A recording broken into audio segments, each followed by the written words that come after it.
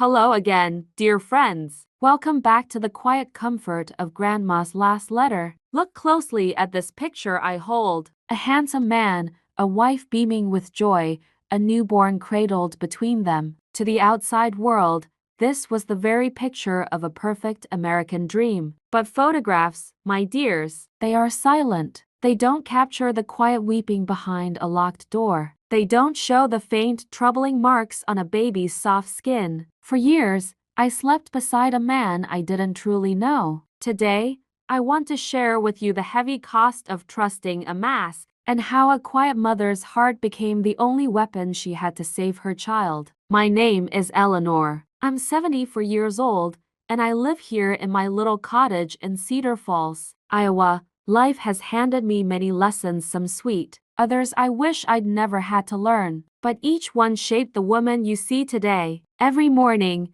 my day starts the same. I brew a pot of coffee, just the way my own mother taught me, fresh grounds, a dash of cream, a spoon of honey, not too bitter, not too sweet. Then I take my cup to the porch, the one I painted myself, and I watch the robins visit my lilac bushes. This quiet hour is my hard-won peace, a ritual I began when my own grandchildren were small. My grandson, Michael, loved to wake up early with me, even as a teenager, just to watch the sunrise. Those moments were a light guiding me out of a long, deep shadow. I was born in a small town not far from here. Back in 1953, my father, Henry, worked with his hands as a mechanic, rough, callous palms but a heart soft as fresh churned butter. My mother, Rose, was a wonder with a needle and thread. She could stitch a wedding gown that would take your breath away. We were a family of 5, in a creaky farmhouse that seemed to sigh with every wind. Money was often tight, but there was love. Sundays meant church, and if we were lucky, a stop for ice cream on the way home. The simplest joys often leave the deepest imprints on the heart. Those childhood games seem like a lifetime ago. Hopscotch drawn in chalk, jump rope on the dusty path, playing hide and seek until the fireflies came out. My dearest friend was Mary from down the lane. But not every memory is rose-colored. I remember weeks where supper was just broth and bread because my father was too ill to work. And I remember my mother's brother, Uncle Leo. He had a look in his eyes when he drank that turned my blood cold. One afternoon, when I was about 9 and my mother had stepped out, he came into the kitchen with that same look. He called me his little doll and patted his knee. A deep, instinctive fear settled in my stomach. Thank the heavens, my brother Charlie came home from school just then. When Charlie walked in, Uncle Leo's demeanor shifted instantly. He shuffled back to the living room and pretended to be asleep. That night, I whispered to Charlie what had happened. He was only 13, but he looked at me with the gravity of a grown man. "Don't you worry, Ellie," he said. "I won't let anything hurt you, ever, and you know what?" He meant it. Uncle Leo left at dawn and never came around when I was alone again. That was the day a bond was forged between Charlie and me. He became my guardian, my hero. Whenever I was frightened or the other girls made fun of my hand-me-down dresses, it was Charlie's steady promise that gave me strength. I won't let this happen. As we grew, Charlie kept his word. He studied tirelessly, joined the state police, and rose through the ranks. He was stern, fiercely just, and commanded a room simply by entering it. Knowing he was there made me feel safe in a world that could feel so uncertain. Little did I know that childhood promise would one again become my lifeline, in a way I could never have imagined. My other brothers found their paths.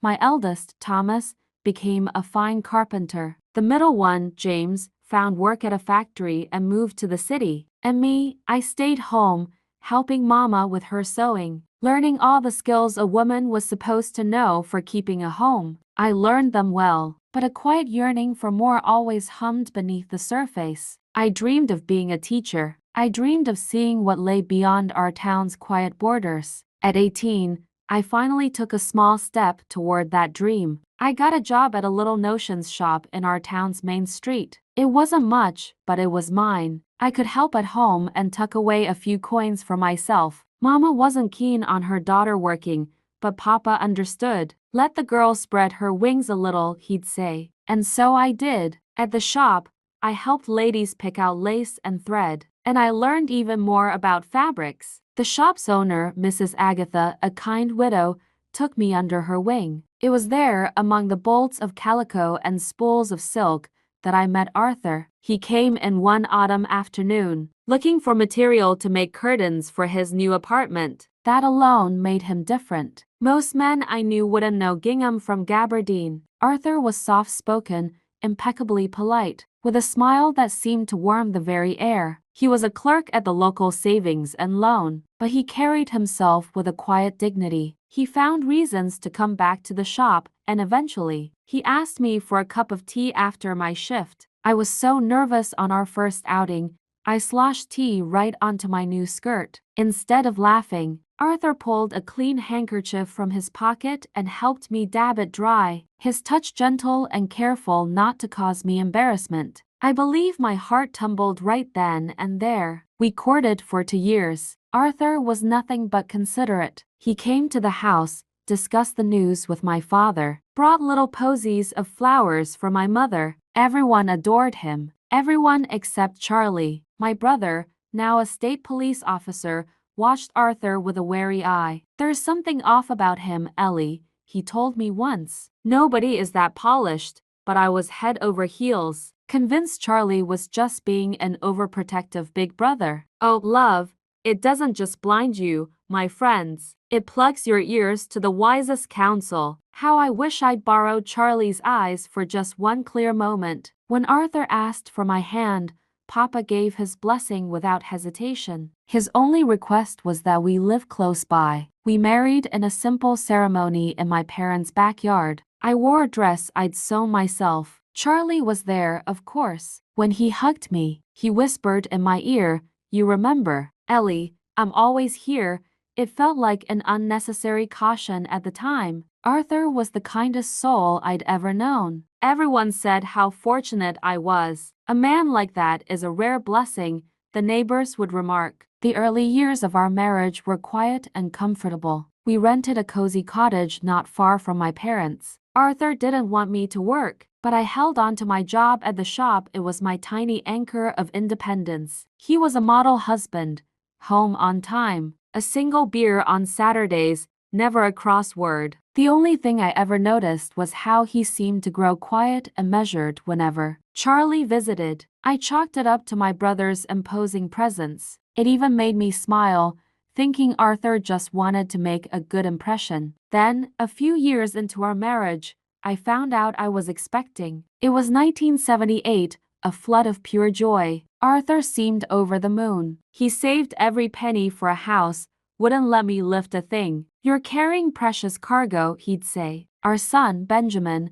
was born on a crisp morning that fall. A sturdy boy with a head of dark hair. We named him after Arthur's grandfather. It was after Benjamin's birth that the air in our home began to change. So subtly, so slowly, that I mistook the first warning signs for the normal jitters of new parenthood. Arthur insisted that since I cared for the baby all day, he would take over the evening bath. "It's my special time with him," he said. "You rest." At first, I thought it was wonderfully modern, a father so involved. But the baths began to last an unusually long time. When I'd ask, Arthur had a ready answer. He was fussy. I wanted to soothe him, or I was giving him a little massage. I accepted it. He was such a devoted father, except Benjamin, who was a happy, cooing baby, started becoming irritable. He would cry a sharp, pained cry when Arthur carried him toward the bathroom. I told myself it was just a phase,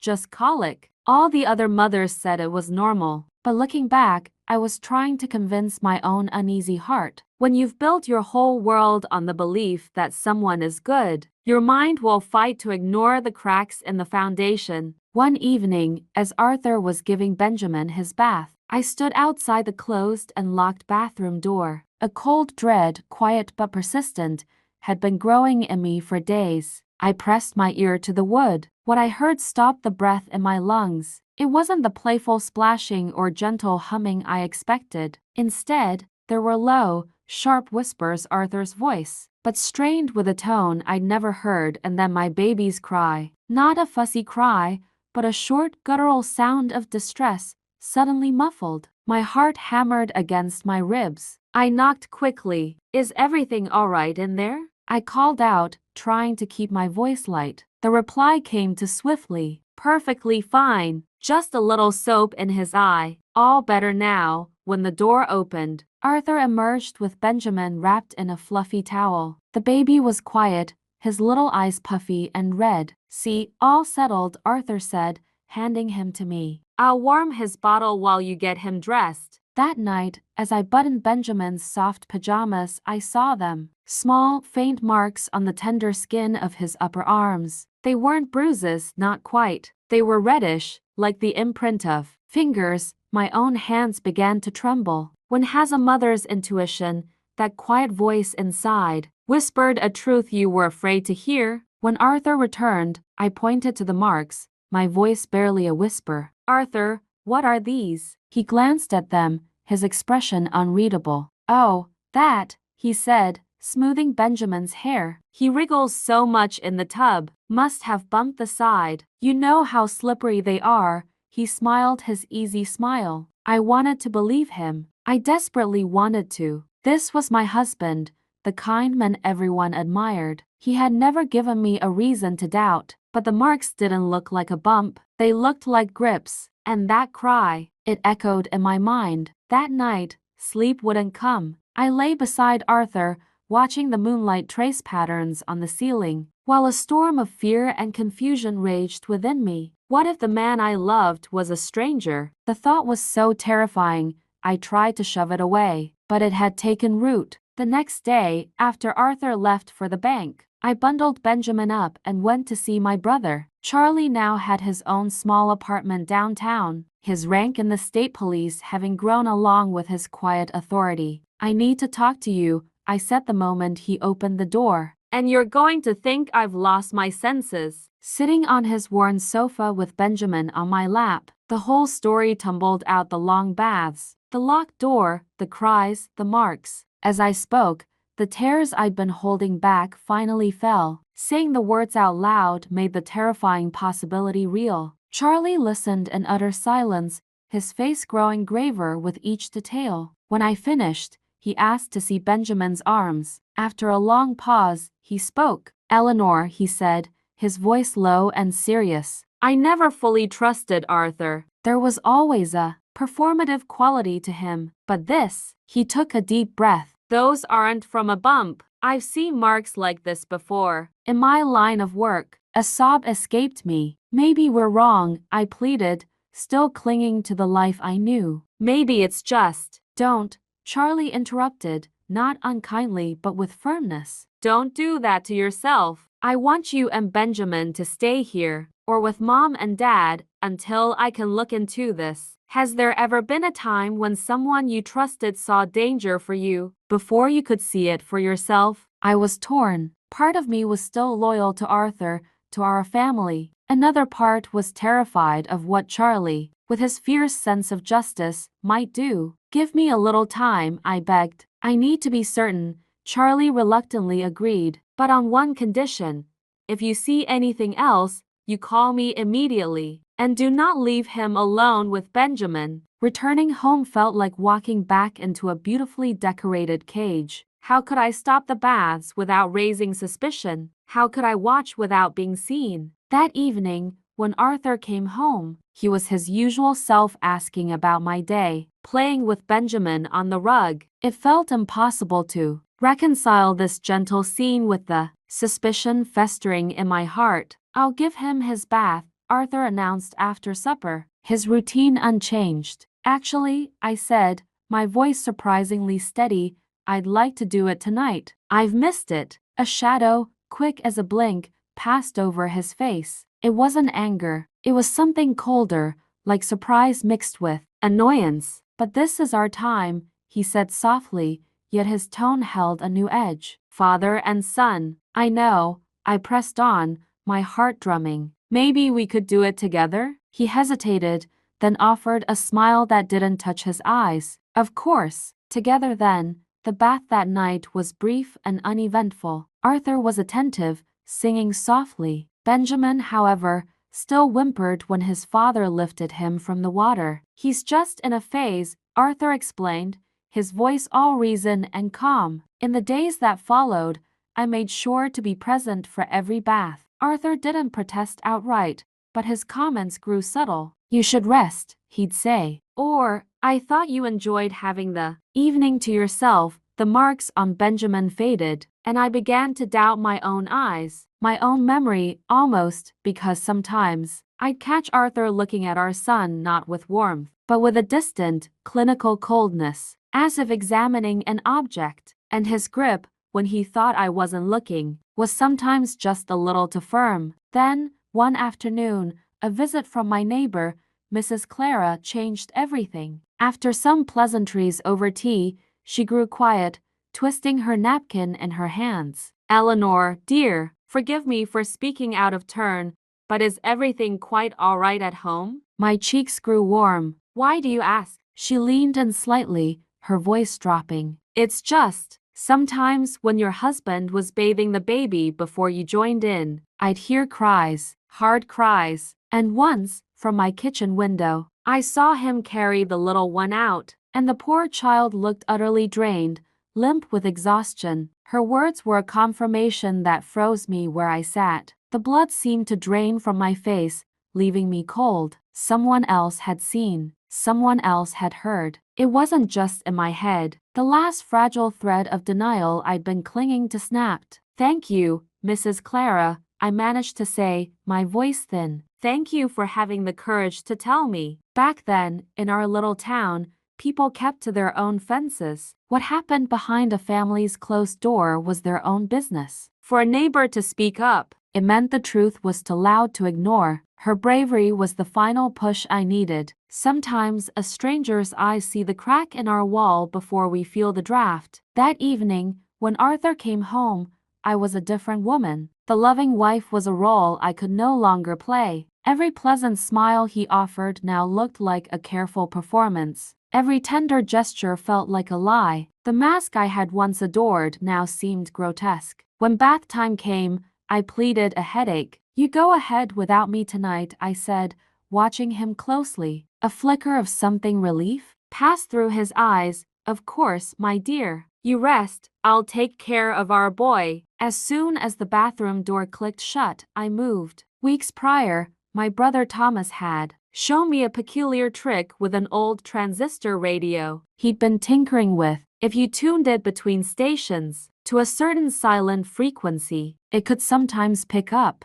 sounds from within the house, a quirk of those old wireless signals. It felt like a secret, almost magical. In that moment, it felt like my only hope. I crept to our bedroom, retrieved the radio, and turned the dial with trembling fingers. Static hissed. Then, the faint sound of running water. Then, a voice. It was Arthur's, but stripped of all its practiced gentleness. It was low, venomous, and tight with a rage that turned my stomach. "Must you always be so difficult, so weak?" A sharp slap echoed, followed by Benjamin's piercing cry of pain. "Quiet, just be quiet." I sank onto the bed, my legs giving way. I had to clamp a hand over my mouth to stifle a scream. Tears streamed down my face as I listened to the monster on the other side of the wall berate my helpless child. This was not my husband. This was a predator. The bath seemed to last an eternity. Arthur cycling between these bursts of fury and stretches of a sickening, sing-song false comfort. When I heard the water draining, I shut off the radio and hid it, wiping my face hurriedly. I couldn't confront him, not alone, not without a way out. Arthur entered our room, Benjamin swaddled and quiet in his arms, those little eyes red and swollen with spent tears. "He's all tuckered out," Arthur said, his voice soft and paternal once more. The dissonance was horrifying. He laid Benjamin in his crib with exaggerated care. After he left the room, I rushed to the crib. In the soft lamplight, I saw them fresh, faint marks on my son's thighs. In that instant, something in my heart solidified. The last of my doubt, the last of my love for Arthur, crystallized into a cold, hard certainty. My son was in danger in his own home, and I was the only one who could save him. But I couldn't just run. Where would I go? Arthur would find us. I needed proof. Proof no one could deny. Have you ever faced a moment where love for someone had to be completely set aside for the sake of protecting another? The next morning, I told Arthur I was visiting my mother. Instead, I went straight to Charlie's apartment. He was already at work. I scribbled a note and slipped it under his door. You were right. I need your help. I'm at Mom's. I spent the day at my parents' house, trying to act normally. Mama noticed my quiet tension but blamed it on new mother exhaustion. It's always hard in the first year, darling, she said. If only she knew. Charlie arrived just before supper. One look at his face told me he'd found the note. He asked to speak privately, and we retreated to the old sun porch. What happened? He asked, his voice low. I told him about the radio, the cruel words, the new marks. As I spoke, I watched my brother's face. A storm of anger gathered in his eyes, his jaw tightening. I'll deal with him, he growled. No, I said, grabbing his arm. I need my brother, not a cellmate. I need a plan. We need proof he can't explain away. What kind of proof? Charlie asked, forcing his anger down. We need to hear it. We need his own voice to condemn him. I laid out my desperate idea. Our brother Thomas, the carpenter, had recently bought a new reel-to-reel tape recorder for his business meetings. It was bulky, but the sound quality was clear. If we could hide it in the bathroom linen closet before a bath, we'd have everything on tape. Charlie was silent for a long moment. It's a risk, Ellie, if he finds it. We both knew what he meant. The rage he directed at Benjamin could turn on me. It's a risk I have to take, I said, a strength I didn't recognize squaring my shoulders. I can't live knowing what's happening and do nothing. We made our plan. I would go home and act normally. Charlie would get the recorder from Thomas and find a way to install it the next day while Arthur was at work. Just one more night, Charlie said, squeezing my hand. Be strong for one more night. I returned home before Arthur. I made dinner, rocked Benjamin, and when Arthur walked in, I smiled. It was the hardest performance of my life. At bath time, I claimed exhaustion again. Arthur, again, seemed almost pleased to go alone. The ritual repeated. The locked door, the radio, the hidden horror. I endured it, each sound a scalpel to my soul, clinging to the plan. That night, I told Arthur I'd sleep in the nursery, that Benjamin seemed restless. You're such a devoted mother, Arthur said, kissing my forehead. The compliment felt like a curse. I spent the night in a chair beside my son's crib, watching the rise and fall of his chest. In the quiet dark, I made him a silent promise. Morning came, gray and heavy. I moved through the house like a ghost, waiting for Arthur to leave for the bank. Every second stretched thin with fear and anticipation. Finally, the front door closed behind him. Not 5 minutes later, a familiar, quiet knock came at the back door. It was Charlie, and with him was our brother Thomas, looking concerned and carrying a large, rectangular case. Thomas didn't know the full story. Charlie had only said it was a serious family matter, but he trusted us enough to bring his precious new recorder. Please be careful with it, Thomas said, handing the heavy case to Charlie. It's the best piece of equipment I own. He was worried about his machine, completely unaware it was about to become our only weapon in a silent war. The three of us went to the small bathroom. Charlie examined the space, his police-trained eyes looking for the perfect hiding spot. The linen closet was a tall, narrow cabinet next to the tub. He began clearing the bottom shelf, stacking thick bath towels and bed sheets on the floor. We'll bury it behind these, he muttered, more to himself than to us. The fabric should muffle any mechanical hum. But the microphone, he pointed to a small, perforated circle on the machine's face, needs a clear path to the room. He arranged the towels into a loose nest, placed the recorder inside, and carefully draped a final towel over it, leaving the front grille exposed. He plugged it into the outlet hidden behind the shelf and pressed a button. A small red light glowed, almost invisible in the dim closet. My heart thudded. It was live. The tape runs for 90 minutes, Charlie explained, his voice all business, a way to keep his own fury in check. That's more than enough. Now, we need the rest of the plan. We can't just confront him with this. He could destroy the tape or worse. We agreed that as soon as the bath was over and I had the tape, I would take Benjamin and go directly to the police precinct where Charlie worked. He would be waiting with trusted colleagues. Arthur would be called in on some pretext, a question about a bank matter, perhaps, and confronted there, in a controlled environment. I can't be here tonight, Ellie, Charlie admitted, a raw honesty in his voice. If I see what he does, I won't be able to stay hands off. We have to do this by the book, for Benjamin's future. I nodded, understanding. We needed the law on our side, not a crime of passion. Thomas left, still somewhat confused but trusting. Charlie gave my shoulder a firm, reassuring squeeze. It's almost over, he promised, before slipping out the back door as quietly as he'd come. When has careful, patient planning felt more difficult than taking immediate, rash action?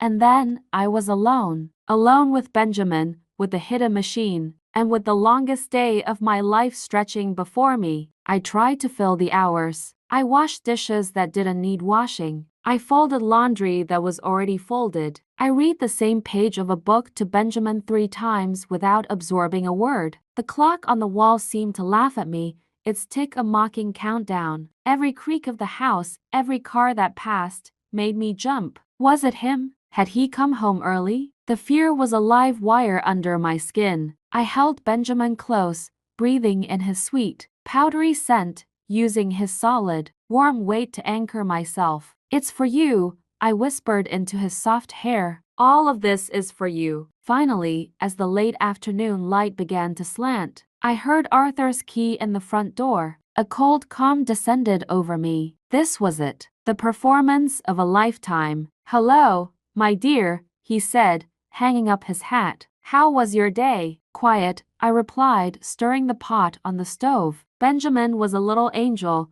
We sat down to a meal I don't remember tasting. We talked about nothing, the weather, a colleague at the bank, 2 actors in a terrible, intimate play, each speaking lines from a different script. Have you ever had to wear a mask of normalcy while your world was crumbling inside? Then, the moment arrived. Arthur pushed back his chair. Well, I suppose it's time for someone's bath, he said, smiling at Benjamin. My mouth went dry. I have a bit of a headache coming on again, I said, touching my temple. Do you mind? His smile didn't waver, not at all. You relax. He scooped Benjamin up from his high chair. Daddy's got you. I watched them walk down the hall, the bathroom door closed. I heard the lock turn, the familiar, sickening sound of the bolt sliding home. This time, however, it was different. This time, a witness was waiting in the linen closet, its red light glowing in the dark like a silent, vengeful eye. I didn't run for the radio this time. I walked calmly to my bedroom and closed the door. I didn't need to hear it live again. I just needed to survive the next hour. I sat on the edge of the bed, my hands folded in my lap, listening to the distant, muffled sounds of running water. I counted my breaths, in, out,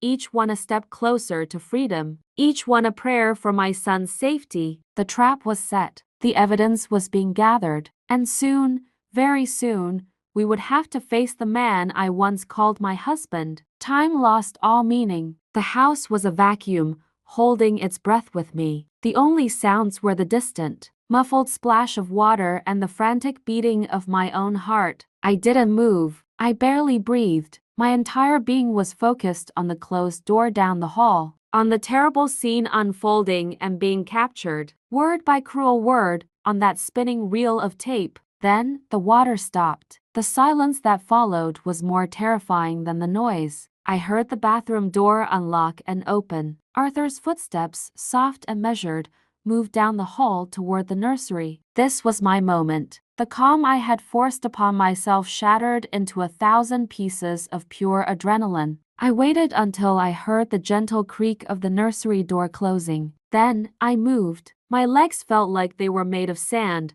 but I forced them to carry me to the bathroom. I locked the door behind me and turned on the faucet, letting the water run to cover any sound. My hands shook so violently, I could barely grip the stack of towels. I pulled them away, one by one, until my fingers brushed the cold, smooth casing of the recorder. The small red light was still on. I held my breath and pressed the stop button. The sound was deafening in the small, tiled room. I froze, listening for any reaction from Arthur. Nothing but the sound of the running faucet and the distant, tinny melody of a music box from the nursery. He was putting Benjamin to sleep. I lifted the heavy machine, cradling it like a sleeping child, and placed it into the large, deep knitting bag I'd left by the door. I buried it under balls of yarn and half-finished projects. I wasn't just hiding a tape. I was hiding the truth that would shatter my life and set us free. What does true courage look like? Is it the absence of fear, or the decision to act despite your knees buckling and your hands shaking? I turned off the faucet, the sudden silence ringing in my ears. I took one steadying breath, then another, willing my face into a mask of tired calm. I left the bathroom and peeked into the nursery. Arthur was tucking a blanket around Benjamin, his back to me. He turned and smiled. Sound asleep. I told you I had the touch. You did, I whispered, the words like ash in my mouth. He came to me, placing a kiss on my forehead. I'll go tidy up the bathroom. You should get some rest. It was the perfect opportunity. As soon as he disappeared down the hall, I sprang into action. With a speed I didn't know I possessed, I bundled Benjamin, still deeply asleep, into a warm blanket. I grabbed the pre-packed diaper bag from the closet, and my knitting bag with its precious cargo. My plan was to use the back door, through the kitchen, and take the stroller I'd left on the porch that afternoon. Every step across the old wooden floor was a thunderclap in my ears. Every creak made me wince. I reached the kitchen, my hand closing around the cool metal of the doorknob. I turned it slowly, silently, and slipped outside into the chill of the autumn night. The cold air was a shock, a baptism. I gently placed Benjamin in the stroller, covered him, and arranged the bags around him. Then I began to walk, not a run, but a swift, purposeful stride away from the house, away from the man inside. The streets of Maplewood were empty and still. My footsteps on the pavement were the only sound. Every shadow and every alley seemed to hold a threat. At every corner, I expected to see Arthur's car, to hear him call my name. What would he do if he caught me? The thought lent wings to my feet. The police precinct was a 20-minute walk away. That night, it felt like a journey across a continent. I pushed the stroller, my arms aching, my breath forming clouds in the air, my eyes fixed on the distant glow of downtown lights. I repeated a mantra in my head with every step.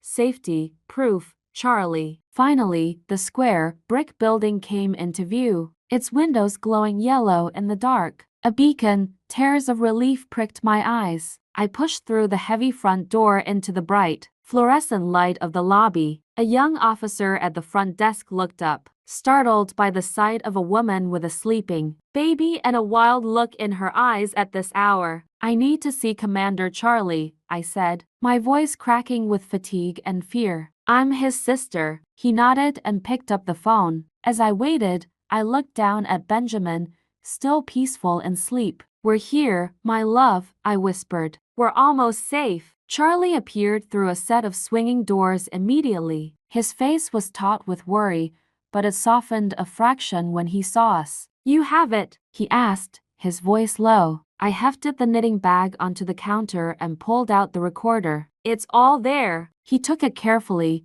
his expression one of grim satisfaction. Come with me, he said, guiding us toward a back hallway. You're both safe now. But as we turned away from the front desk, the precinct's main door swung open again with a gust of cold night air. I turned instinctively. Standing in the doorway, his hair disheveled and his eyes blazing with a fury I had only heard through a radio, was Arthur. He stood in the doorway, his coat unbuttoned, his face a mask of controlled panic that was already cracking at the edges. Eleanor, he called out, his voice straining for its usual softness but landing somewhere between a plea and a demand. What is going on? What are you doing here? Instinctively, I pulled Benjamin's stroller closer, putting my body between it and him. In a heartbeat, Charlie was there, stepping forward to stand squarely in Arthur's path. His posture was relaxed but unyielding, the quiet authority of his uniform filling the space between us. "Arthur," Charlie said,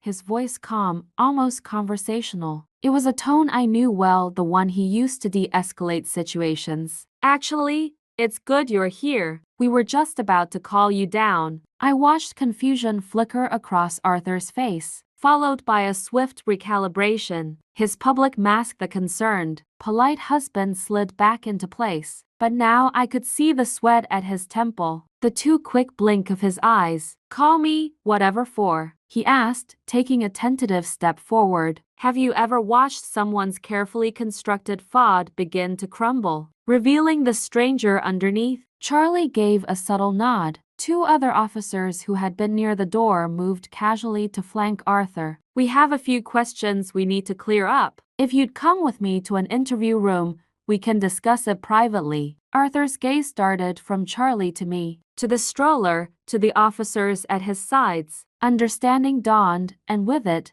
the mask slipped again. His eyes narrowed, the charming pretense melting away to reveal the cold, calculating man I'd heard on the tape. "Eleanor," he hissed, the word sharp with venom. "What have you told them?" In that moment, a new feeling rose in me, fierce and clear, burning away the last of my fear. It was the strength of a mother whose child has been threatened. I looked him directly in the eyes, something I hadn't done in months. "The truth, Arthur." I finally told them the truth. His face contorted. For a terrifying second, I saw the same expression he wore in the bathroom, a pure, unadulterated rage. "You're confused. You're exhausted from the baby. Let's go home and talk about this like adults." He took another step, but the officers were quicker, each taking a firm but non-violent hold of one of his arms. "Arthur Miller," Charlie said, his voice now formal and icy. "You are being detained for questioning regarding suspected child endangerment." Arthur let out a short, derisive laugh, trying to shrug off the officer's grips. "Suspicion? On what evidence?" The hysterical words of an overwhelmed housewife. "Actually," Charlie said, his voice dropping low. He gestured to the recorder which now sat on the front desk. "We have all the evidence we need. It's all right here." Arthur's eyes locked onto the machine. The color drained from his face. "You can't. That's illegal surveillance," he sputtered, his confidence faltering. "You can't record someone without their consent." "That's a matter for your lawyer," Charlie replied, his tone leaving no room for argument. "For now, you'll come with us," as the officers guided him away. Arthur turned his head, looking back at me over his shoulder. The look he gave me wasn't one of rage anymore. It was hollow, empty. It was the look of a stranger whose performance had finally ended, and there was nothing left behind the curtain. In that moment, I didn't feel fear. I felt a profound, grieving sadness. I wasn't just losing a husband. I was mourning a man who had never really existed at all. Charlie led me to a small, quiet room with a sofa instead of hard chairs. A female officer, Detective Anna, joined us. She had a kind but professional demeanor. "Mrs. Miller, I know this is incredibly difficult," she began gently, "but we need your official statement while everything is fresh." I nodded, Benjamin now awake and quiet in my arms. I told the story again, from the beginning. As I spoke, I felt a strange detachment, as if I were recounting something that happened to someone else. Benjamin nestled against me, his little hand clutching my sweater, as if he knew this was the story of his salvation. When I finished, I made a request. "I need to hear it," I said. "The tape. I need to know for certain that it's enough." Charlie and Detective Anna exchanged a glance. "Eleanor, you don't need to put yourself through that again," Charlie said softly. "I do," I insisted. After a moment, they agreed. A technician brought the recorder into the room. He pressed play. The familiar, awful sounds filled the small space, the water, the cruel whispers, the sharp slaps, my baby's cries of pain. I held Benjamin tighter, tears streaming silently down my face. It was even worse hearing it here, in the cold light of truth. After a minute, Charlie reached over and stopped the tape. "That's enough. We have everything we need." His voice was thick with a mixture of anger and pain. Detective Anna leaned forward. The next step is a medical examination for Benjamin to formally document his injuries. It's standard procedure. Then, we'll contact a judge for an emergency protective order. Arthur will not be able to come near either of you. Where will we go? I asked, the reality crashing down. I couldn't go back to that house. Every room was poisoned with the lie. You'll stay with me, Charlie said, without a moment's hesitation. For as long as you need. The medical examination was gentle but clinical. A doctor with kind eyes carefully documented every faint mark on Benjamin's body, measuring, photographing, writing notes in a quiet, efficient manner. My son, perhaps sensing this was different, lay still and silent, his wide eyes fixed on my face. Each documented injury felt like a brand of guilt on my own heart. I should have seen sooner. I should have acted faster. It was nearly dawn by the time we arrived at Charlie's apartment. He gave me his bed, making up a cot for himself in the living room. For the first time in months, I slept. Not peacefully, but I slept, with Benjamin's crib pulled so close I could reach out and touch him. Charlie kept watch in the next room, the protector fulfilling his oldest promise. I woke to the smell of coffee and sunlight. For a disorienting moment, I didn't know where I was. Then, the memory of the previous night washed over me, a tide of relief and dread. I looked immediately to Benjamin, who was stirring in his crib, his little fist rubbing his eye. He was safe. In the kitchen, Charlie handed me a steaming mug. "How are you?" he asked, his own face etched with fatigue. "I don't know," I answered honestly. Relieved, terrified, guilty. Guilty, Eleanor, you have nothing to feel guilty for not seeing it, for letting it happen, for believing in him. Charlie placed a firm hand on mine. He fooled everyone. The town, your friends, your own family. You saw it when it mattered, and you got out. That's what counts. Why is it that even when we are the victims of a deception, we so often blame ourselves for being deceived? His words were a balm, but the guilt was a stubborn stain. I knew it would linger, a constant reminder to listen to that quiet inner voice. I held Benjamin close, breathing in his scent, and made a silent vow. This would not define us. We would not live in the shadow of Arthur's cruelty. The legal machinery began to turn, slowly and impersonally. An emergency restraining order was granted, barring Arthur from coming within 500 feet of us. Charlie explained the process would be long. There would be hearings, possibly a trial. The tape was damning, but the courts moved at their own pace. Where will we go? I asked Charlie that afternoon. I couldn't return to Maplewood. The memories in that house were now ghosts in every corner. The very streets felt like a stage where the lie of my life had been performed. You can stay here as long as you need, Charlie repeated. No, I said, a new determination hardening within me. We need a clean start, somewhere he doesn't know, somewhere we can be new. Charlie nodded, understanding. He had connections in Cedar Falls, a larger town about an hour away where his police district had a satellite office. He made calls. Within a week, he'd found us a small, furnished apartment. It wasn't much a bedroom and a combined living kitchen area with windows that rattled in the wind, but it was ours. It was freedom. The day we left Maplewood, I packed only what we absolutely needed.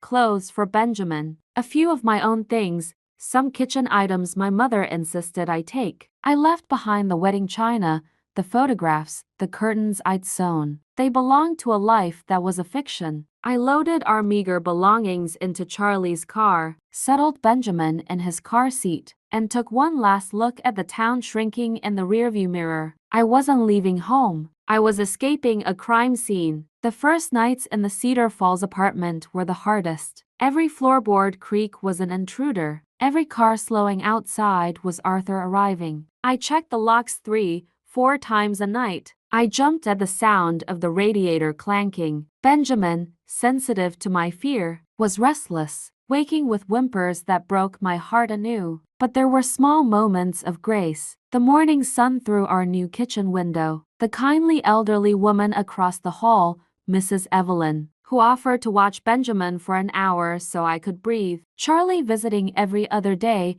a steady, reassuring presence. I got a job at a fabric store, much like the one in Maplewood. The familiar feel of cotton and calico under my fingers was a comfort. The work was mundane, but it was a foundation, a way to feed my son, a first trembling step into a life I would build myself. The legal proceedings against Arthur unfolded over months. I had to give a deposition, reliving the horror in a sterile lawyer's office. I learned that the tape evidence was so compelling that Arthur's lawyer advised him to plead guilty to a lesser charge of child endangerment. The sentence was light to light, in my opinion, a short term in a county facility and probation, but it came with a permanent restraining order. He would not be coming near us. When Charlie told me the news, I felt a final, complicated release. There was no victory, only a grim closure. The man I'd married was gone, replaced by a court case number and a legal restriction. The fear didn't vanish overnight,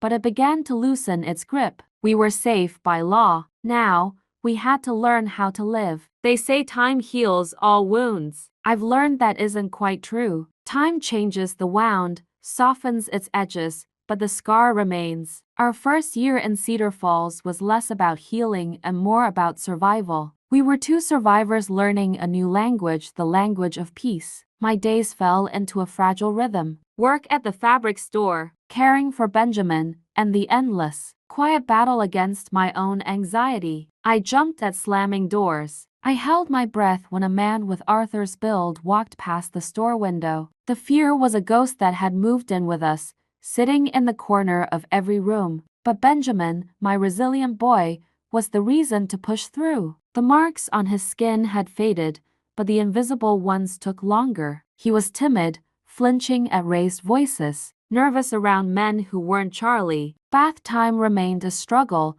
a source of tears for both of us. I was patient. We took baths together, with toys and gentle songs, rebuilding that time as a sanctuary, not a secret terror. What does rebuilding trust look like? Whether it's with another person or with the world itself. Charlie was our anchor. He visited often, his presence a tangible reminder of safety. He didn't try to be a father to Benjamin. He was something just as vital, a steady, unchanging uncle. He'd sit on the floor and build block towers for Benjamin to gleefully knock over. He taught him to wave bye-bye and would practice for what seemed like hours. In those ordinary moments, I saw my son's spirit slowly, cautiously, begin to bloom again. I knew, however, that I couldn't build a future on a retail clerk's wage and my brother's generosity. The dream I'd buried long ago of an education, of a real career stirred once more. One evening, while Benjamin slept, I saw a brochure for night classes in business administration at the local community college. It was a tiny, terrifying spark of ambition. I mentioned it to Charlie on one of his visits. He didn't hesitate. "Do it," he said, stirring his coffee. "Mrs. Evelyn downstairs can watch Benjamin a few nights a week. I'll cover the tuition for the first semester."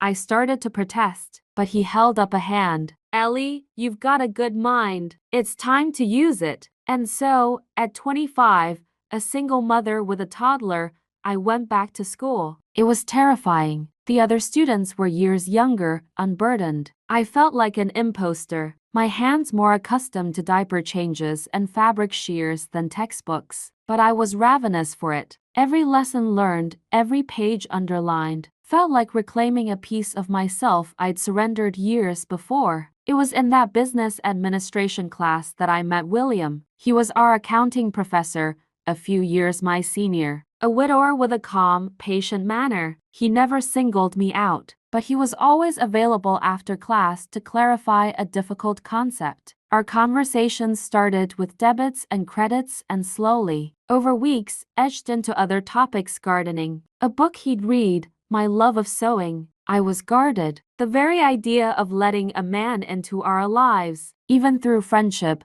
sent cold waves of panic through me. But William was different. He was transparent. There were no polished, perfect performances. He was quiet, sometimes a bit absent-minded, and he listened more than he spoke. One afternoon, he saw me struggling to balance my textbook, notebook, and diaper bag. "May I?" he asked, gently taking the bag. As he handed it back, his eyes fell on a small, hand-knit bear peeking out from the top, a gift from my mother to Benjamin. A soft, genuine smile touched his eyes. "My daughter had one just like it," he said quietly. In that moment, I didn't see a potential threat. I saw a man who understood love and loss. When has a simple, unguarded moment told you more about a person's character than any grand gesture ever could? He asked if I'd like to join a few study groups he was organizing. I agreed, cautiously. We began meeting at the library, sometimes with others, sometimes just the two of us when other students couldn't make it. He was a gifted teacher, explaining complex ideas with a clarity that made them click, and he never, not once,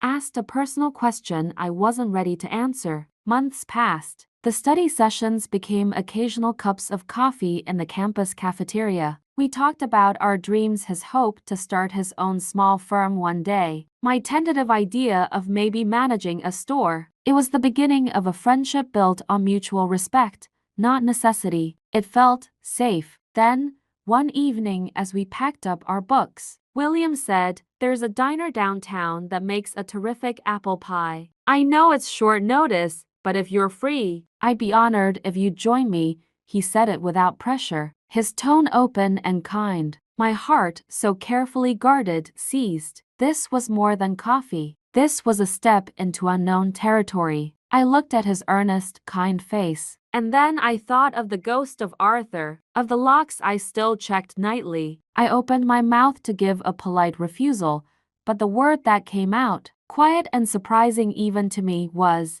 yes. I spent the next 2 days in a quiet panic. What was I doing? I had built a careful, insulated life for Benjamin and myself, a life of predictable routines and controlled risks. This felt like opening a door I had sworn to keep locked forever. The evening arrived. Mrs. Evelyn, my kind neighbor, agreed to watch Benjamin. "You go on, dear," she said, shooing me out the door. Every woman needs an evening now and then. I wore a simple dress, my hands clutching my purse like a life preserver. The diner was all warm light and chrome, smelling of coffee and fried food. William was already there, rising from the booth as I approached. He looked genuinely pleased to see me. No performance, no polished charm, just a quiet, welcoming smile. "I'm so glad you came," he said. The dinner was pleasant, surprisingly, wonderfully ordinary. We talked about inconsequential things, the unseasonably warm fall, a new book by a favorite author, the challenges of teaching accounting to sleepy students. He asked about my classes, listening intently to my answers. He didn't press about my past. He didn't ask about Benjamin's father. He simply seemed interested in me and my thoughts, my opinions. When, after a period of great hardship, have you found the most comfort in simple, ordinary kindness? Then, as the waitress cleared our pie plates, the apple pie was, indeed, terrific. William did something that meant more than any grand gesture. He folded his hands on the table and said, "Eleanor, I want you to know that I understand this," he gestured between us, "is new territory for you. There's no expectation. We can just be friends who enjoy each other's company. However fast or slow that is entirely up to you." Tears, unexpected and hot, pricked my eyes. It was the permission I didn't know I needed. It was respect, crystallized into words. He saw my boundaries and not only acknowledged them, but promised to honor them. He drove me home, parking a respectful distance from my building. He walked me to the door under the yellow glow of the porch light. "Thank you for a lovely evening," he said. Then, he simply squeezed my hand gently, wished me good night, and turned to leave. No pressure, no attempt at a kiss, just a quiet dignity that left me standing there, breathless with a new, fragile feeling. Hope. I floated upstairs, my mind buzzing. Mrs. Evelyn reported that Benjamin had been an angel. I paid her, thanked her, and then sat in my dark living room, watching the streetlights paint patterns on the wall. The ghost of Arthur, the one that usually haunted this quiet hour, was silent. For the first time, he was replaced by the memory of a kind, man's smile and the feeling of a hand holding mine, without seeking to possess it. Things didn't change overnight. William and I didn't launch into a whirlwind romance. We continued as we had study sessions, occasional coffee, but the air between us had shifted. There was a gentle acknowledgement of possibility. A few weeks later, he asked if he could take Benjamin and me to the city park on Saturday. "There's a wonderful duck pond," he said. "I used to take my daughter." Another cliff to step off, allowing him into Benjamin's world. I talked to Charlie first. "What do you think?" I asked, nervous as a schoolgirl. My brother, the perpetual investigator, had already made quiet inquiries. "He's a good man, Ellie. His record is spotless. His neighbors speak highly of him." He put a hand on my shoulder. "But more importantly, what does your gut say?" My gut, that instinct that had finally screamed the truth about Arthur, was quiet, calm. It didn't ring any alarms. It simply said, "Proceed with care." Saturday was bright and clear. Benjamin, now a curious toddler, was fascinated by the ducks. William brought a bag of seed. He showed Benjamin how to toss it, his large hands guiding Benjamin's small ones with infinite patience. He didn't try to pick Benjamin up or force affection. He just shared the moment with him. And Benjamin, my shy boy, didn't flinch. He watched William with wide, considering eyes, and then turned back to the ducks, a small smile on his face. On the drive home, Benjamin fell asleep in his car seat. William looked at me in the rearview mirror. "He's a wonderful boy, Eleanor," he said softly. "You've done an amazing job with him." He didn't say it to flatter. He said it as a simple fact. And in that moment, a piece of the guilt I'd carried, the guilt of not protecting him sooner, finally began to dissolve. William became a gradual, gentle presence in our lives. He never overstayed. He never made promises he couldn't keep. He was just there, reliable, kind, real. Then, about a year after our first dinner, the past sent a chilling reminder. I learned through an old acquaintance from Maplewood that Arthur had been released. He had served his short sentence and was back in our hometown, trying to piece his life back together. The old fear, a cold serpent, coiled in my stomach. What if he tried to find us? What if he wanted to see Benjamin? The peaceful world I'd built in Cedar Falls suddenly felt paper thin. The news of Arthur's release arrived in the form of a chatty, well-meaning letter from an old neighbor in Maplewood. "And guess who's back at the savings and loan? Arthur Miller. Seems he's keeping his head down, but everyone says he's trying to make amends." The words blurred on the page. The walls of my safe, small apartment seemed to shrink, pressing in on me. The old, familiar dread, which had receded to a whisper, roared back to life. For days, I moved through my routines in a fog of fear. I woke up checking the locks. I scanned every unfamiliar car on our street. I held Benjamin a little tighter, a little longer. The ghost had left the corner and was now pacing at the foot of my bed. William noticed. He always noticed. One evening, as we sat on my small balcony after putting Benjamin to bed, he set his teacup down and turned to me. "Eleanor," he said, his voice gentle but direct, "you've been carrying a weight for a week now, a weight that seems to be getting heavier. Will you let me help you carry it?" I looked at his kind, worried face. I had shared fragments of my past with him, enough to explain my skittishness, my independence, but I had never told him the whole ugly truth. The shame and the fear had sealed my lips. But now, with Arthur out there, the truth felt like a storm cloud threatening our fragile peace. William had a right to know what he was stepping into. When has sharing your deepest burden with someone trustworthy transformed its weight from crushing to manageable? I took a deep, shaky breath, and then I told him everything. I started from the beginning, the charming courtship, the subtle changes after Benjamin's birth, the locked bathroom door, the marks, the tape recorder, the midnight escape, the trial. The words poured out in a quiet, relentless stream. I didn't cry this time. I was too tired for tears. I just laid the facts bare like bones on a table. William listened. He didn't interrupt. He didn't gasp or offer empty platitudes. His face moved through waves of sorrow, then hardened into anger, then settled into a profound, focused calm. When I finished, The night air between us felt charged and still. He reached over and took both of my hands in his. They were warm and steady. "Thank you," he said, his voice thick with emotion. "Thank you for trusting me with this. I cannot imagine the courage that took." He paused, choosing his next words with care. "Your fear right now is not irrational. It's based on history, but you are not alone in this anymore." The next morning, William didn't go to his campus office. Instead,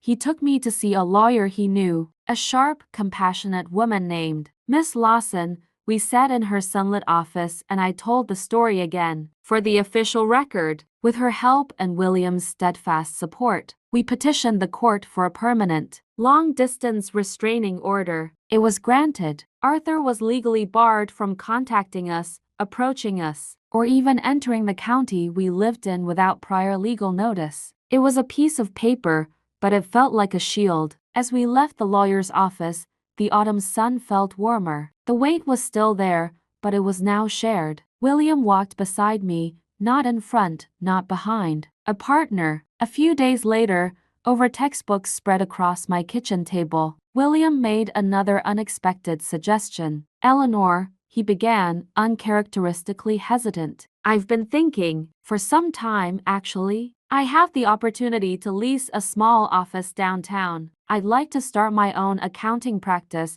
He looked at me, his eyes earnest. "And I'd like you to consider being my business partner." I stared at him, stunned. "William, I haven't even finished my degree." "You have a natural head for organization and details," he said. "You manage a household and a child on a tight budget. That's advanced accounting. You manage a department at the fabric store. The diploma will come, but your capability is already here." It was a terrifying, exhilarating leap. It meant leaving the security of my job. It meant risking our savings. It meant tying my future to William's in a profound new way. But it also meant building something of our own, together. It was an invitation, not just to safety, but to thrive. I needed to talk to Charlie. I needed to think. But as I looked at William's hopeful, sincere face, I felt the ghost in the corner recede once more, pushed back by the blazing, practical light of a future being offered. I found Charlie at his kitchen table, polishing his service boots with a methodical rhythm. The familiar, clean smell of leather filled the room. I sat across from him, my hands wrapped tightly around a mug of tea. "William has asked me to be his business partner," I said, the words sounding both foreign and exciting. "He wants to start his own accounting firm." Charlie paused his polishing, setting the boot down carefully. He looked at me, his gaze assessing, then a slow smile spread across his face. "Well, now, that's quite an offer." He leaned back in his chair. "What does your gut say?" "It says it's terrifying," I admitted with a shaky laugh. "But it also says it's right. It feels like a chance to build something real. For Benjamin, for me." He nodded slowly. "You've spent years rebuilding your life from the ground up. Ellie, you've earned the right to build something that's yours. And from everything I've seen, William is a man of his word." He picked up his polishing cloth again, his voice softening. "I think you should do it, and you know I'll help in any way I can." One has a leap of faith,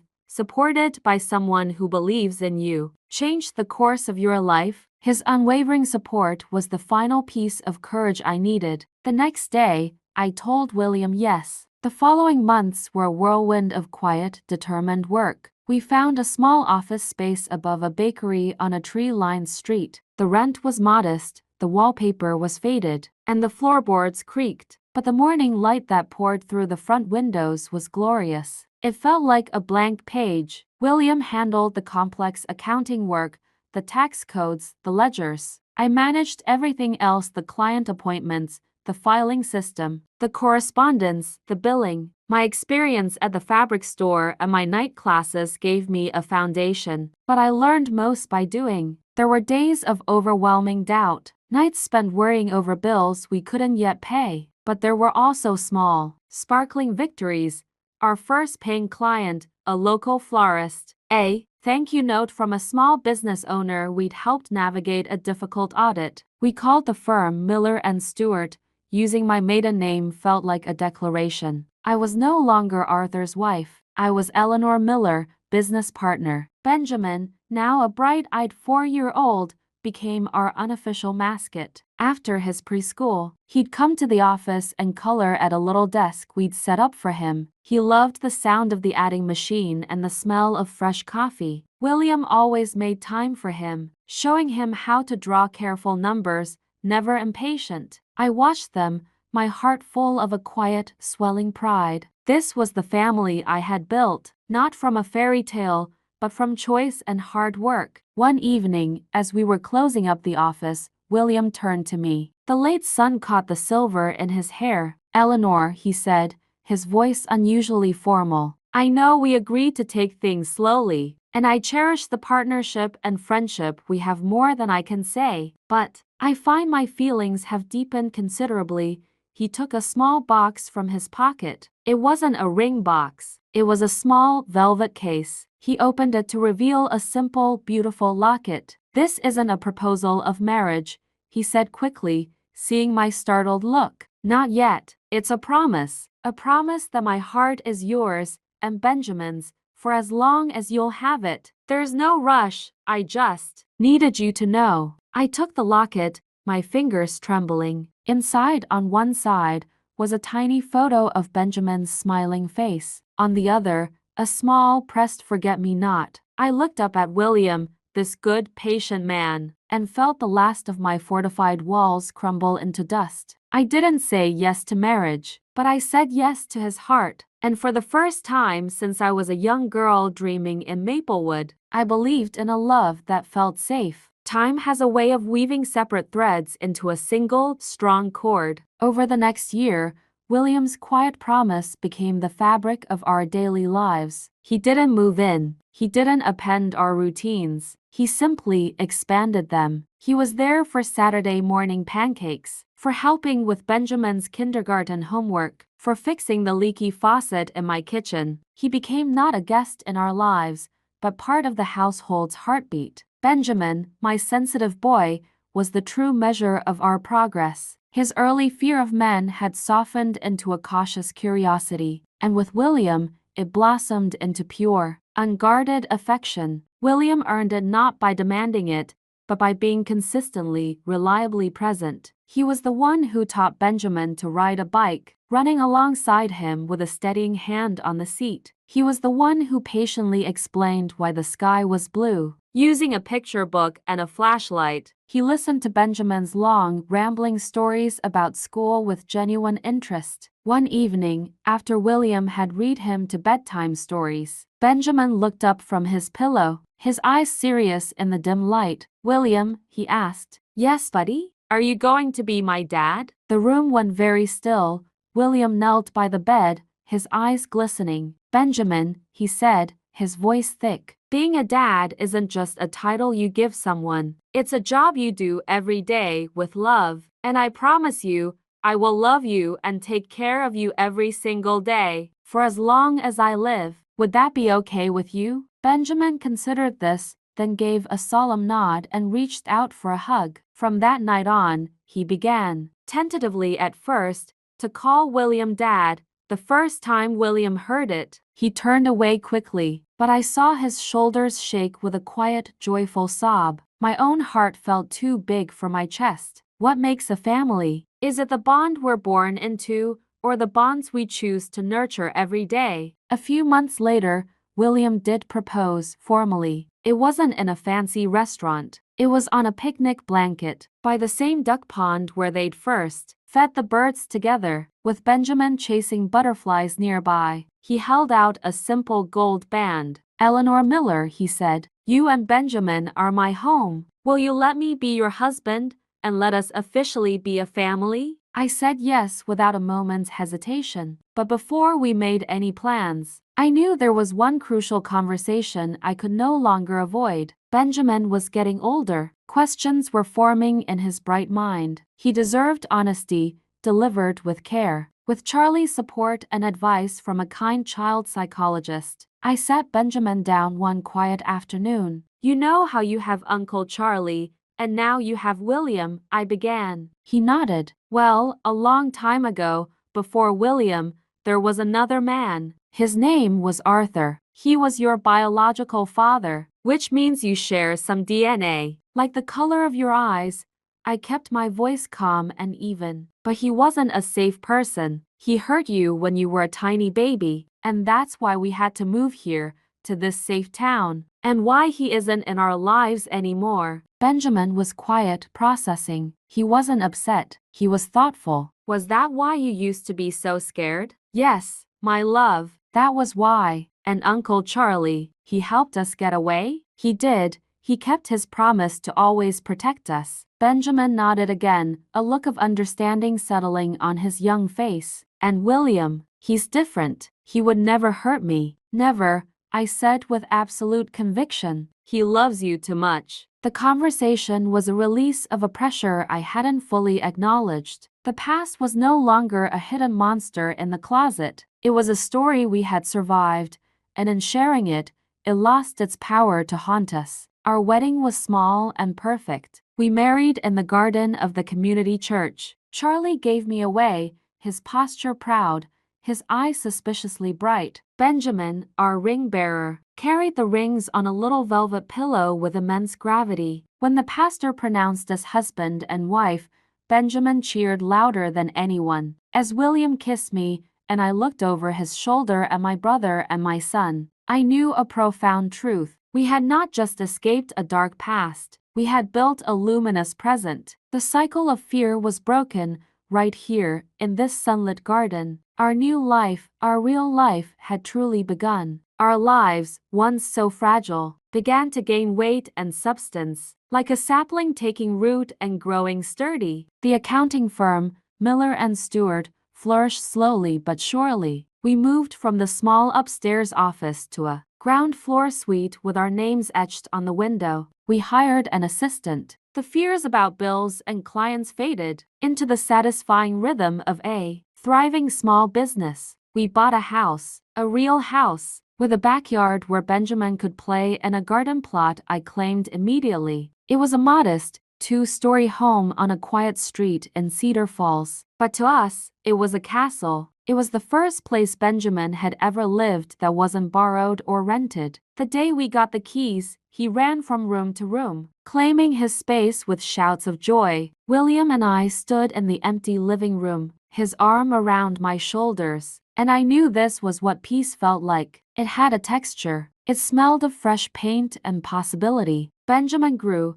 not just in inches but in character. The timid little boy became a thoughtful, kind young man. He was serious about his studies, but had a quick, quiet wit. He adored William, seeking his advice on everything from school projects to friendships. They had a bond built on mutual respect. William was always dad, and the love between them was as natural as breathing. Can you recall a moment when you looked at your life and realized the landscape had completely changed from what it once was, for the better? There were, of course, challenges. The invisible scars of his earliest days sometimes surfaced. He struggled with sudden, loud noises. He could be fiercely protective of younger children on the playground. In high school, when a history lesson covered domestic issues, he came home unusually quiet and asked more detailed questions about the legal system. I could see his brilliant mind trying to piece together the fragments of his own story. One afternoon, he came to me as I was weeding the garden. "Mom," he said, sitting on the grass beside me, "I think I want to be a lawyer." My heart skipped a beat. What kind of lawyer? He looked at me, his eyes clear and determined. The kind that helps kids. The kind that makes sure people like him, can't just get a slap on the wrist. Tears sprang to my eyes, but they weren't tears of sadness. They were tears of awe. My son wasn't defined by his victimization. He was motivated by it. He wanted to take the darkest chapter of his life and use it as fuel to protect others. William, when we told him, simply nodded, his own eyes shining with pride. "You will be a magnificent one," he said. Time continued its gentle march. The distant ghost of Arthur was laid to rest for good when we learned, through Charlie's professional channels, that he had remarried and moved to Florida for a bank job there. The news brought a final, quiet closure. He was no longer a looming shadow, but a footnote in another state's records. The threat was truly geographically over. Charlie remained our constant. He retired from the state police as a colonel, his career distinguished by a particular focus on crimes against children, a specialization I knew was no coincidence. He never married. He said his family, me, Benjamin, William, was all he needed. He bought a small house just a few blocks from us. His visits were daily rituals, coffee on the porch, debates about the news, watching Benjamin grow. He was the silent guardian who had become the joyful, present uncle and great uncle. Then, in what felt like the blink of an eye, we were standing in a university auditorium, watching Benjamin, our Benjamin, stride across the stage, in his cap and gown to accept his diploma, pre-law, with honors. He looked out into the crowd, found William and me, and gave a slight, confident nod. In that nod, I saw the scared baby, the thoughtful boy, and the powerful man he was becoming, all at once. The journey had been long, but we had arrived. My son's determination was a force of nature. Law school was a marathon of late nights, dense textbooks, and competitive energy, but Benjamin navigated it with a quiet focus that reminded me so much of Charlie. He wasn't there for prestige or money. His purpose was a compass that never wavered, to be a voice for those who couldn't speak for themselves. He specialized in family law and child advocacy. Sometimes, when he came home for Sunday dinner, he'd share fragments of his cases, always careful to protect confidentiality. But the passion in his voice was unmistakable. He spoke of representing children in the foster system, of advocating for stricter safety measures. "I'm not just fighting a case, Mom,"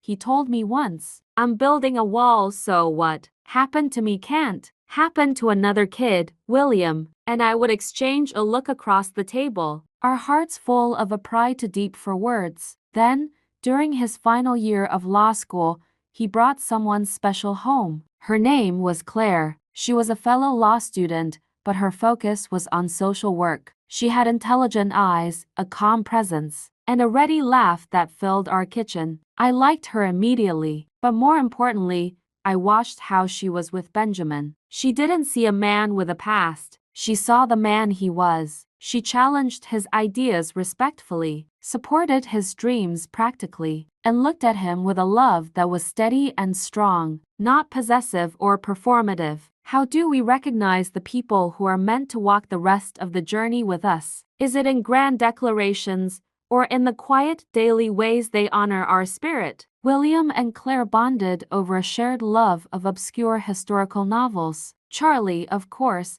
ran a discreet background, checked some habits never die, and gave his gruff approval. "She's the real deal," he told me. She sees him. 2 years after Benjamin passed the bar and began his legal career, he proposed to Claire at the duck pond, the same place where William had proposed to me, where Benjamin had taken his first steps toward trusting a man's kindness. History was repeating itself, but this time, the script was written in joy. Their wedding was a celebration of the future they were choosing. Benjamin stood tall at the altar, not a trace of the fearful boy in his posture. When Claire walked down the aisle, the look on his face was one of pure, unwavering certainty. Charlie, now with a head of silver hair, was Benjamin's best man. As he stood beside my son, I saw the full circle, the protector and the protected, now partners in creating a new, safe world. Time, that relentless river,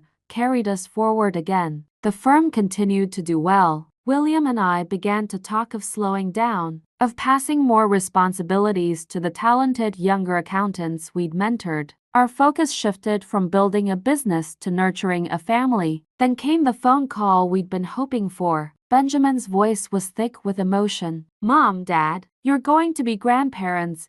The news sent a shockwave of pure, undiluted joy through our home. William gripped my hand, tears in his eyes. Charlie whooped with laughter when we told him. 9 months later, I held my grandson for the first time. They named him Michael. He had Benjamin's dark hair and Claire's thoughtful eyes. 2 years after that, his sister arrived, Sophia, with a smile that could light up a city block. Holding those babies, smelling their sweet, milky scent, felt like healing a wound I didn't know was still open. I watched Benjamin as a father. He was everything Arthur was not.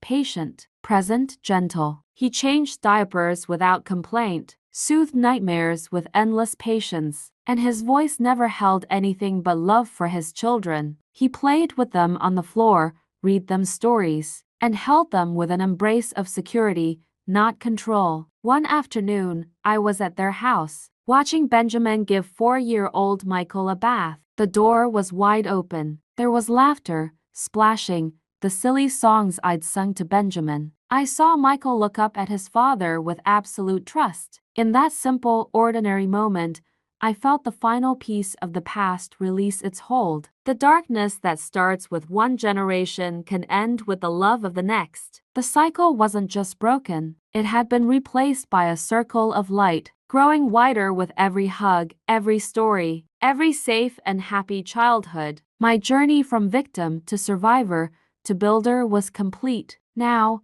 I had the privilege of being a witness to the beautiful, enduring life we had all built from the ashes. At 73, my mornings have a rhythm as comforting as a heartbeat. I wake before the sun, brew my coffee just so, and take my place on this porch. This ritual is my communion with the peaceful life I fought so hard to build. The garden before me, my lilacs, my sunflowers, my climbing roses, is my masterpiece. I planted every one with these hands, tending them through seasons just as I tended my own healing. The grandchildren, Michael and Sophia, are the sunlight of my later years. Michael, now 17, still sometimes joins me for these quiet dawns when he visits, just as he did when he was small. He has Charlie's protective gaze and Benjamin's thoughtful mind. Sophia, 15, is all joyful spirit and curiosity. She's determined to learn every one of my knitting patterns, her fingers flying over the yarn with a confidence that makes my heart swell. They are living proof that the darkness stopped with us. My days are simple and full. Tuesdays and Thursdays, I go to the craft circle at Steedy Michael's.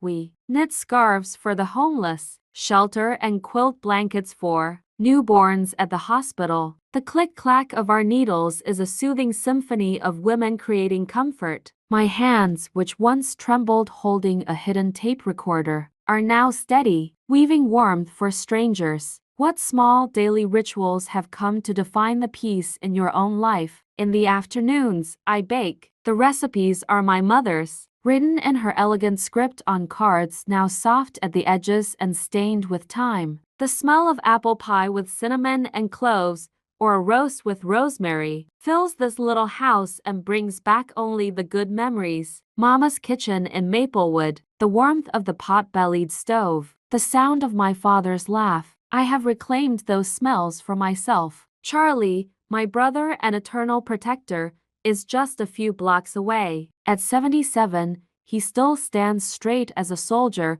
but his eyes have softened. He visits nearly every day. We sit right here, drink coffee and talk. Sometimes we reminisce about our childhood, the games, the mischief, our parents. Sometimes we talk about the news or his garden. We rarely speak of Arthur or those dark days. That chapter is closed. He never married, saying his career and his family were mission enough. I see the satisfaction in his eyes when he plays chess with Michael or teases Sophia. He found his purpose in protection, and it fulfilled him. I've also found friendship here, in this neighborhood I once feared to trust. My dear friend Beatrice is 81 and lives next door. We exchange pies and meatloaves over the fence, and play penny ante card games on Sundays. Mr. Walter, who sells vegetables at the farmer's market, saves his best tomatoes for the lady who makes the soup that feeds the soul. These are not romances, but late life companionships, a mutual, gentle caring that those of us in our autumn years understand deeply. The neighborhood children know my house is a safe haven for cookies and a listening ear. They'll sit on these porch steps after school and tell me about their teachers and their dreams. I listen, knowing how vital it is for a young person to feel heard. It is a small way to honor the child in me who wasn't always protected, and the child in Benjamin who needed so much healing. Life, I've learned, is not about the absence of storms, but about building a porch where you can sit and watch the rain, knowing you're safe and dry. The memories of fear still visit sometimes. A loud noise can startle me. A news story about a hurt child can bring back the old ache. But they are visitors now, not residents. They don't own this house. I look around my quiet home, at the photographs covering the walls. Benjamin in his cap and gown, his wedding to Claire, Charlie in his uniform, William's kind smile, the grandchildren at every age. They tell the true story, not of what was broken, but of what was built. The love was real. The healing was real. The family we created is my enduring victory. I began this story by showing you an old photograph, a picture of a perfect dream that hid a painful truth. I'm holding another one now. This is my son, Benjamin, his wife Claire, and my grandchildren, Michael and Sophia. Look at the difference. You can see it in their eyes, in the way they lean into each other. History repeated itself, my dears, but this time, the love is real. The circle of pain is broken, replaced by a circle of light. You might wonder why, after all these years of quiet living, I chose to share this story. It's not an easy tale to tell. These are scars I often keep hidden,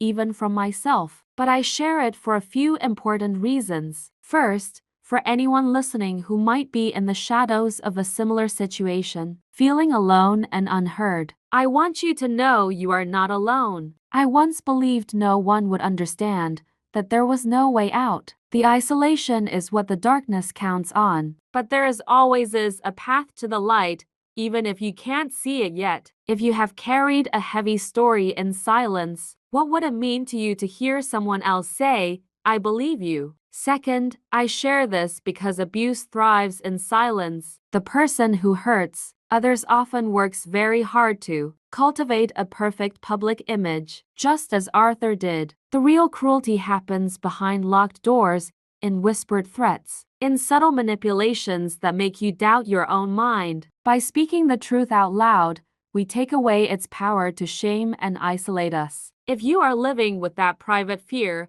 please know this. It is never your fault. The responsibility lies solely with the person choosing to cause harm. Your job is not to manage their behavior or justify their actions. Your job is to find safety for yourself and for any children involved. You don't have to do everything at once. My escape wasn't a single grand moment of drama. It was a series of small, terrifying steps, trusting my instinct, confiding in my brother, making a plan, gathering proof. Start where you are. If you can, save a little money. Memorize an important phone number. Reach out to just one person you trust, a family member, a friend, a neighbor, a clergy member, or a professional at a helpline. What is one small, concrete step you could take today to make yourself or someone you care about feel just a little bit safer? And if you are that trusted person for someone, please be present. You don't need to have all the answers. You just need to listen without judgment, believe them, and help them connect to resources. Sometimes having a single ally is the rope that pulls someone out of the depths. The journey of recovery is long. It's not a straight line. There will be days of strength and days of grief. Healing came for me through work, through raising my son, through William's patient love, and through finally finding my voice in this community. It came by choosing, every day, to build a new life rather than dwell in the ruins of the old one. Look at this new photograph again.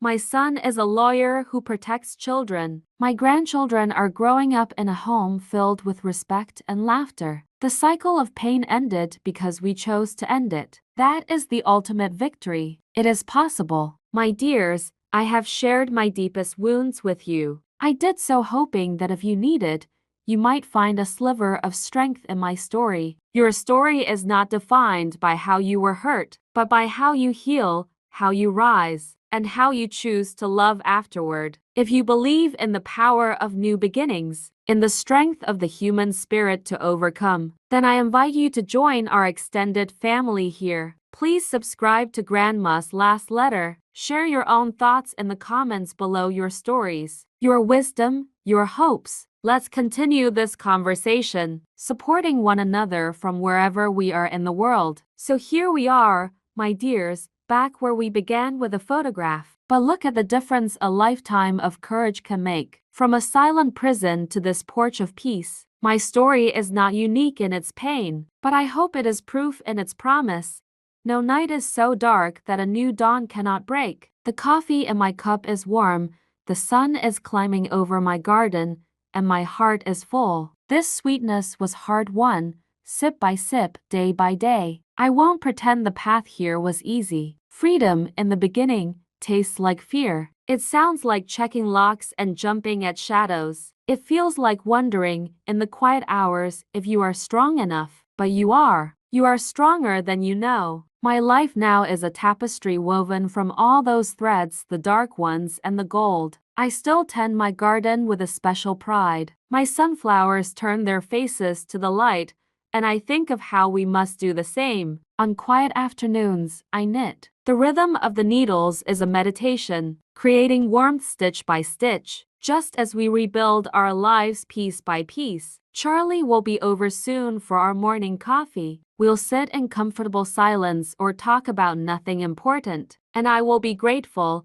as I am every day, for the brother who kept his promise. The children in the neighborhood know they are always welcome, for a cookie and a listening ear on these steps. This is my legacy now, not one of fear, but of quiet sanctuary. What is one small, beautiful thing in your life today that you had a hand in creating or protecting? A scar means you survived the wound, and survival is the first step to victory. Healing is not about forgetting. It's about integrating the story into who you are without letting it dictate who you become. The memories are there. Sometimes they visit, but I have learned to greet them, acknowledge their presence, and then let them pass like clouds. Because they no longer control my weather, I choose to dwell in the sunlight of the present, in the laughter of my grandchildren, the loyalty of my brother, the memory of William's love, and the community that holds me now. If you take nothing else from my story, take this. It is never too late to start over. I was a young mother with a traumatized baby, little money, and a heart full of fractures. Every small step, getting that first apartment, saying yes to a class, trusting a good man, building a business was a brick in the road that led me here. What does your own porch of peace look like? Whether you've already found it or are still building it day by day, your story, my dear friend, is still being written. Do not let a painful chapter convince you the book is over. The most powerful force in this world is not the one that shatters, but the one that rebuilds with kindness, with grit, and with an unwavering belief in a better tomorrow. From the dreaming girl in Maplewood to the grateful grandmother in Cedar Falls, I have survived storms I was sure would wash me away. And here I am. Here we are. Thank you for listening. Thank you for being part of this circle of light. If this story has meant something to you, if you believe in the power of resilience and new beginnings, please help me spread this message of hope. Subscribe to Grandma's Last Letter. Share your own thoughts or a word of encouragement in the comments below. And ring the bell so you don't miss our next conversation. We are a family here, bound not by blood, but by shared stories and the courage to heal. Now, if you'll excuse me, my coffee is just right. The birds are at the feeder, and my brother is walking up the path. The day, like our lives, is beautiful and beginning. Be kind to yourself and to one another. With all my love, Eleanor.